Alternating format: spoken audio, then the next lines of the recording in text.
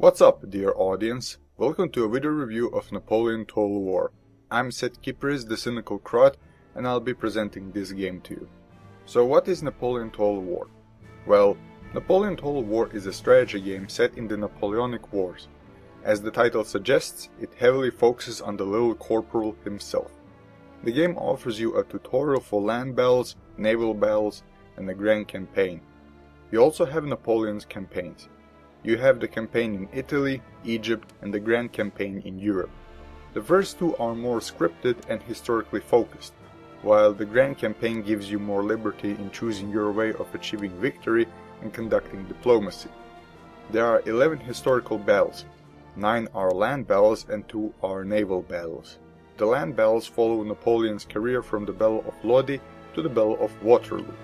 You can also play the Grand Campaign as Austria, Prussia, Great Britain or Russia. In total, you have 5 factions to choose from. You can set the campaign to be historical or world domination. Historical requires you to capture the territories that seem reasonable and possible for the faction to have at the end of the war. World domination requires a large amount of territories to be captured. You can set the difficulty for battles and the campaign. Set the timer for battles, which can be 20, 40, 60 minutes or unlimited, and you're ready to go. There are 2 parts of gameplay here, so let's explain them. On the Grand Campaign, you will manage your cities, armies, fleets, and agents to achieve victory. Cities can build a limited amount of buildings, so you will need to decide which cities will provide you with money and which will provide you with the best units. You still have settlements outside the city, but there is a set number of them now. No villages that can develop into towns or ports this time. These settlements range from schools, inns, lumber mills, etc. However, they do provide some small bonuses. Lumber mills will decrease the cost of constructing buildings in that region, while farms and stables will reduce the cost of recruiting infantry and cavalry. Armies are still used to attack other armies, siege cities, and act as a garrison force in your own cities. Fleets will be used to dominate the seas, block ports, raid trade routes and transport your armies when necessary.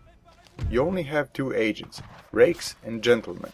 Rakes are spies, saboteurs and assassins, while gentlemen are used to boost the rate of research or fight other gentlemen and rakes.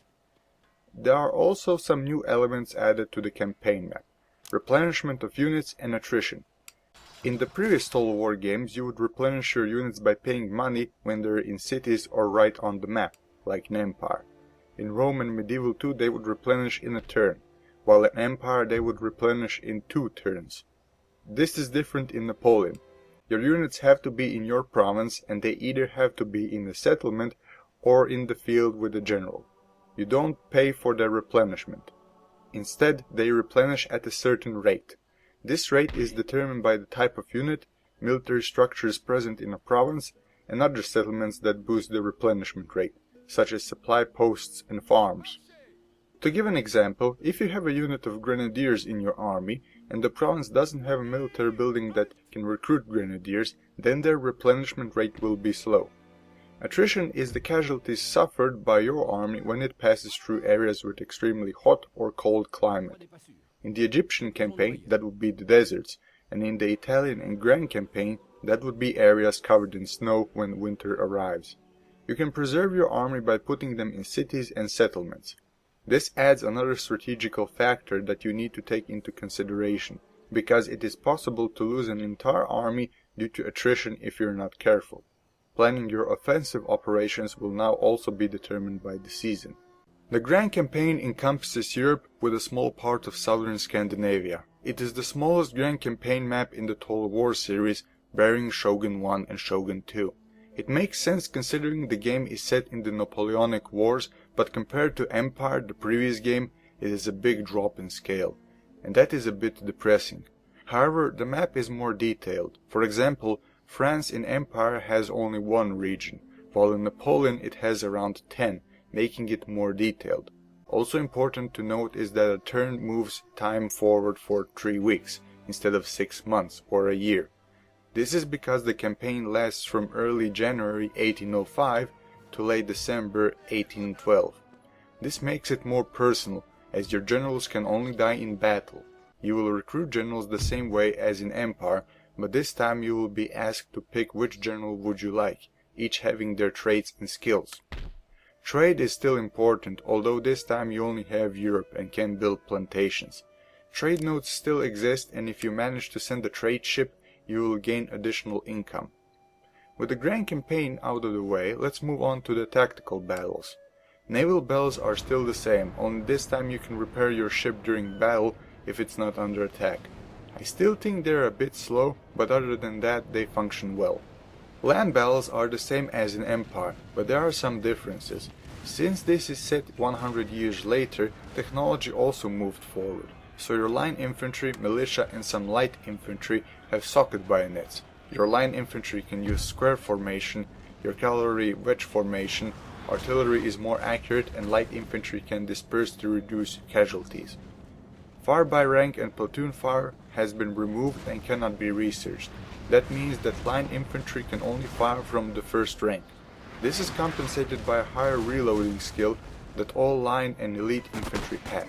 It seems stupid to me, because that means that the ancestors of these soldiers knew how to use fire by rank, while these professionals with better muskets and training don't. But as I said, they reload faster, so it's somewhat corrected. The types of units are the same as in Empire. Line infantry form the backbone of your armies, having a decent range and the necessary training to beat cavalry. Light infantry pester the enemy army and screen your army. Cavalry is used to flank or to quickly respond to enemy movements. Grenadiers are used as shock infantry, preferably on the flanks. Their grenades are severely weakened, doing little to no damage. They also have less men in units, so why would you use them? Elite infantry have better accuracy, reloading speed, melee and defense, plus they inspire nearby infantry. Artillery is used to support your army and attack forts. You have cannons, howitzers and rockets. Terrain, climate and weather are still important on the field. Forests provide good cover against bullets and you can use slopes to protect your men from cannon fire. Russian units won't tire easily in the cold climate, while rain and snow will cause misfires and reduce the accuracy of muskets and artillery. There are some important differences between the factions that will dictate the way you are conducting war. France has a good selection of elite infantry and good artillery, with an outstanding choice of cavalry, but average line infantry and subpar light infantry. Russia has some of the best heavy artillery and cavalry in the game, while their infantry have worse accuracy. This is compensated with their infantry having slightly better morale and a surprisingly good charge bonus. Great Britain has the best line infantry, boasting good accuracy, reloading and defense skills, with excellent light infantry. They suffer in cavalry and artillery, their artillery being the weakest in the game. Prussia has good line infantry, elite and light infantry, while their cavalry is lacking and their artillery is average. Austria is a tricky one. I can't find their strength. I would say they get access to light infantry earlier than the other nations, and they do have good light cavalry, but their light infantry get outperformed by British and Prussian light infantry, which is discussable. Austria was known to produce some of the best light units, these being hussars, grenzers and jägers. Their line infantry is average and they have no elite infantry. I have to commend Creative Assembly for the interface in tactical battles. First, all units are shown in a single line, making it easier to pick your units in battle. At first I was conflicted about this, but later I accepted it, seeing the advantage. It is divided in the middle. On the left side you have commands such as run, switch to melee and stop, while on the right side you have commands such as form square, form diamond formation, fire at will, basically commands specific to a unit considering its type. It works well. Second, the tactical map is a box now and it depicts units more clearly than in Empire. It also shows garrisonable buildings, hills, forests and bridges, which was severely needed in Empire. Third, tactical notifications. If your general is under attack, one of your units ran out of ammo, or it has been completely routed or annihilated, the announcer will inform you and provide a small video depicting where it happened. When you deploy your army, the deployment zones are clearly shown on the tactical map, making you more aware of where your deployment zone is. and the cone of vision is now better shown on the tactical map. Thank Christ. 4th, the unit cards are more recognizable and not mixed. Yay! I can't stress how important this is. Line infantry stand straight, light infantry are crouching, elite infantry stand straight looking a bit to the side, etc. They are now set in a specific order: general, cavalry, artillery, elite infantry, line infantry, and light infantry.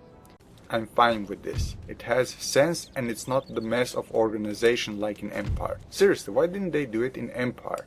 Also, the Bell AI seems more competent. It doesn't mush its units together unless there's a purpose for it, like a charge.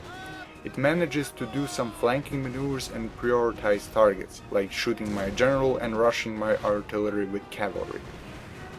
The sound of muskets and artillery sounds realistic enough, with the melee combat feeling weaker compared to Medieval 2 and Rome, but better than in Empire.